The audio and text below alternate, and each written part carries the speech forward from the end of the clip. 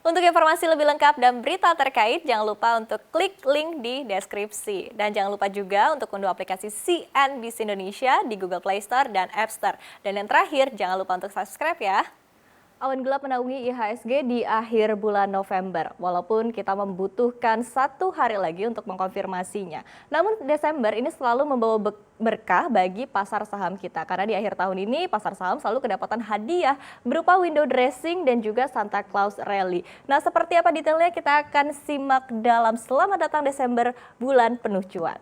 Nah, sebelum kita memprediksi pergerakan IHSG di bulan Desember, mari kita review terlebih dahulu seperti apa sih pergerakan IHSG di sepanjang bulan November ini. Nah, dalam 20 hari perdagangan hingga 27 November kemarin, IHSG ini didominasi dengan penutupan di zona hijau, di mana ada 15 hari terapresiasi dan hanya 5 hari terkoreksi. Meskipun kalau kita tambah dengan hari ini, maka yang terkoreksi hampir 3% cukup dalam, maka total koreksinya adalah mencapai 6 hari ataupun juga 21 hari perdagangan. Nah, meski demikian secara angka kenaikan IHSG di bulan November ini rupanya juga masih cukup impresif, di mana ini hingga sekitar 9% untuk kenaikannya sepanjang bulan ini, dan aliran dana asing yang masuk ke bursa saham kita juga terpantau cukup deras, meskipun pada perdagangan hari ini sejumlah saham big caps lagi-lagi dibanting oleh para investor asing. Nah, kita lihat seperti apa pergerakannya secara historikal sepanjang bulan November ini, di mana tahun ini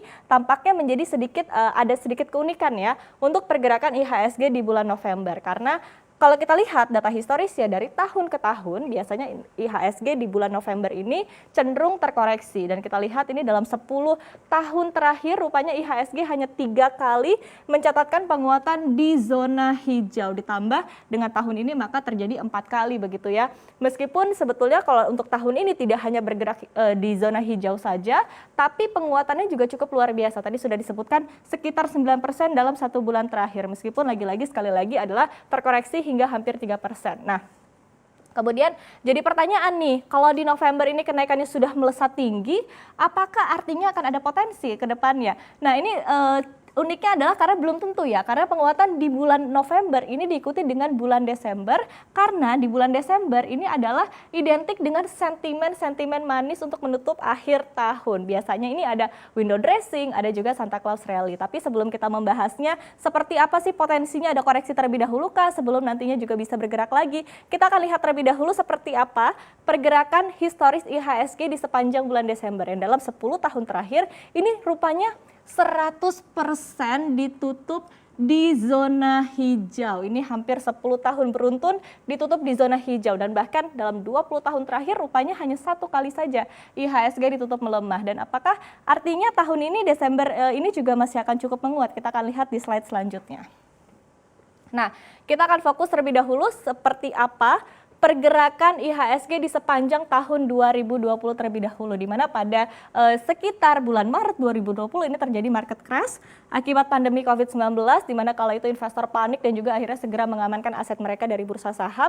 Namun seiring dengan waktu IHSG juga perlahan membaik seiring dengan adanya new normal ataupun juga pelonggaran untuk pembatasan sosial. Nah, kemudian fenomena menarik ini justru kalau kita lihat adalah terjadi dalam beberapa bulan belakangan ini, di mana setelah Indonesia dinyatakan masuk ke dalam jurang resesi, market kita justru menunjukkan adanya tren bullish ataupun juga perbaikan yang cukup signifikan. Nah, dan bahkan berkat sentimen positif yang bertubi-tubi, yaitu adalah penemuan vaksin dan juga terpilih Joe Biden ini sebagai Presiden AS, dinilai akan menguntungkan emerging market termasuk Indonesia, dan akhirnya ini juga semakin menjadi pendorong IHSG untuk terus melesat ke depannya. Nah, lantas seperti apa nih proyeksi pergerakan IHSG di bulan Desember? Kita akan belajar terlebih dahulu, tadi sudah dilihat ya historikalnya, jadi kemungkinan besar IHSG ini juga masih akan menguat, meskipun diprediksi untuk penguatannya ini akan sedikit lebih slow ataupun juga akan cenderung lebih pelan begitu ya ketimbang di bulan November. Kita lihat juga dari sisi teknikal, kita lihat dalam 5 tahun terakhir, ini adalah chartnya, 5 tahun terakhir kalau kita hitung dari bulan Juni 2020, IHSG ini sudah membentuk pola double top.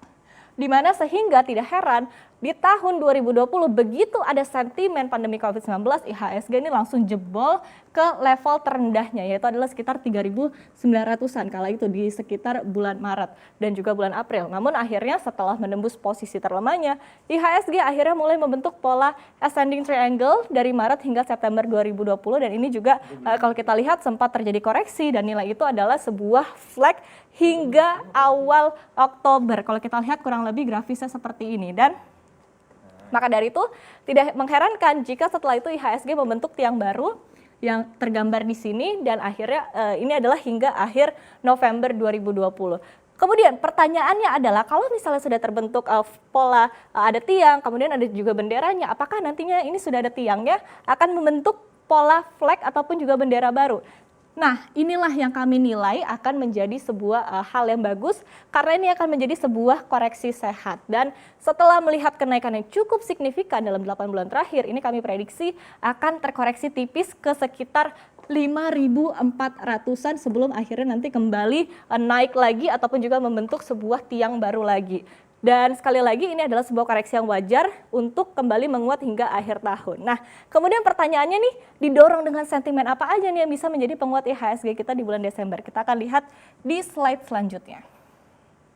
Nah, ini adalah sentimen yang paling ditunggu-tunggu oleh investor retail sepanjang tahun. Ini adalah momen-momen ketika window dressing. Karena kita breakdown terlebih dahulu, apa sih window dressing tersebut? Jadi definisinya adalah window dressing ini adalah manuver yang sering kali dilakukan oleh perusahaan terbuka maupun juga perusahaan pengelola keuangan seperti reksadana atau dana pensiun untuk mempercantik kinerjanya. Nah, pertanyaannya adalah kenapa harus di bulan Desember?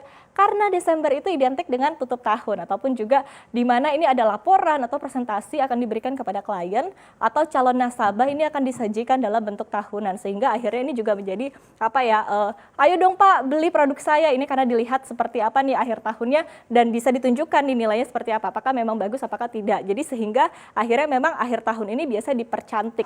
Nah, selain itu pergerakan pasar di bulan Desember ini juga cenderung relatif konstan karena biasanya emiten atau perusahaan ini tidak membuat aksi korporasi yang cukup besar di akhir tahun. Kemudian ada juga data-data ekonomi penting seperti rilis pertumbuhan ekonomi dan juga hal lainnya, ini juga tidak keluar di bulan Desember. Selain itu kebijakan pemerintah ini juga biasanya pemerintah tidak akan mengeluarkan kebijakan yang cukup besar, tidak diputuskan di bulan Desember, sehingga akhirnya bisa dinilai bahwa pergerakan pasar saham ini akan cenderung lebih aman di sepanjang bulan ini. Dan bahkan sebetulnya data menunjukkan dalam 10 tahun terakhir rata-rata IHSG di bulan Desember ini naik sekitar 4,5%, di mana ini pun juga ada polanya begitu ya. Ini 4,5% kenaikan dalam sekitar 10 tahun terakhir, dan bahkan secara historisnya mau apapun kejadiannya pada tahun tersebut, baik kerusuhan di tahun 98 maupun juga krisis ekonomi di tahun 2008, IHSG ini akan selalu naik di bulan Desember. Nah, menariknya lagi adalah pergerakan IHSG di bulan Desember ini hampir seluruh polanya nih hampir sama begitu ya. Jadi misalnya nih di minggu pertama ini akan cenderung naik, kemudian di minggu kedua akan cenderung turun, dan akhirnya ini akan mencapai lowestnya di sekitar kisaran pertengahan Desember, dan akhirnya minggu ketiga ataupun juga minggu keempat ini akan cenderung naik. Nah, selain itu di minggu keempat ini juga biasanya ada sentimen Santa Claus Rally, tepatnya adalah di tanggal-tanggal sekitar Hari Raya Natal dan juga Tahun Baru. Ini adalah identik dengan ataupun juga bisa kita katakan ini adalah detik-detik terakhir untuk window dressing. Nah, biasanya timingnya ini juga pas nih dengan momen gajian, terus ada juga bonus tahunan, sehingga akhirnya membuat aliran dana yang masuk ke bursa saham ini juga cukup besar. Dan yang terakhir ini khusus untuk tahun ini kita juga dibanjiri dengan berita yang positif, terutama terkait dengan vaksin COVID-19. Jadi lockdown ini juga sudah tidak terlalu dipedulikan lagi ya, karena ekonomi ini juga sudah kita lihat sudah tidak terlalu sinkron begitu dengan bursa saham, dan juga masing-masing mengatakan bahwa fase ketiga vaksin ini juga sudah berhasil dan menunjukkan adanya approval. Nah, kita lihat di slide yang terakhir, sektor apa saja nih yang menarik untuk dicermati di sepanjang bulan Desember ini. Jadi sejumlah analis ini menyatakan bahwa sektor-sektor cyclical ini juga menarik untuk dicermati sepanjang bulan ini. Dan tentu sejauh ini ada sejumlah sektor yang pergerakannya juga masih di bawah IHSG. Nah, tapi ada juga sektor yang pergerakannya ini kalau kita lihat seperti melebihi IHSG, tapi tetap menarik untuk dicermati ataupun juga untuk dikoleksi oleh para investor. Jadi yang pertama ini adalah perbankan, jelas dong karena perbankan ini merupakan penggerak IHSG. Apalagi di tengah pemulihan ekonomi saham perbankan ini biasanya juga akan kembali diburu oleh para investor atau bahkan ada siklusnya nih, biasanya setelah terjadinya krisis biasanya saham perbankan duluan yang diburu oleh para investor. Kemudian yang kedua adalah infrastruktur karena menjelang akhir tahun, proyek infrastruktur ini biasanya tengah digenjot, ditambah lagi kemudian ada proyeksi-proyeksi, ada seperti apa nih perkiraan untuk perkembangan infrastruktur di tahun depan. Biasanya juga sudah direncanakan sejak akhir tahun ini. Dan yang ketiga adalah pertambangan, khususnya adalah emiten-emiten yang bergerak di batu bara. Kenapa? Karena ini adalah cyclical stock dan juga permintaan batu bara ini melesat selama musim dingin. Ditambah adanya juga sentimen kerjasama bahwa China ini akan membeli produk batu bara asal Indonesia. Dan yang terakhir